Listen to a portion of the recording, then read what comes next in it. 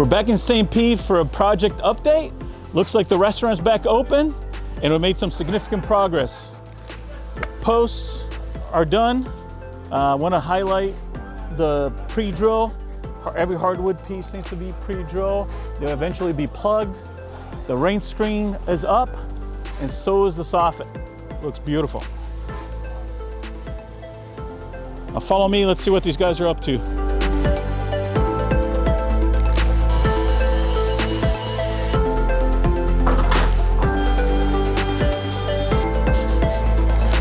That's why we love to be in on site. Every time you go to jump site, you learn something. You never know what you're gonna find out. With the flexibility of hardwoods, you can build just about anything. Check this out. They're actually making 2 front doors for the restaurant made out of the same product that they're building the siding with. So this is, again, Cumaru, a Brazilian teak. Notice that they're pre-drilling every hole. They're fastening the wood to the substrate. And next, if you look behind them, they're actually gonna route a hole to make the windows going into the restaurant. Amazing work.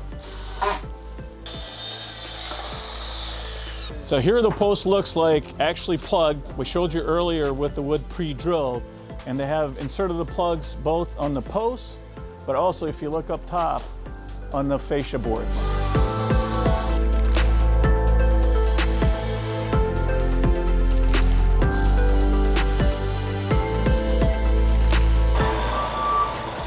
We're back here at the Florida facility with our A team to pull a few more pieces to finish the project.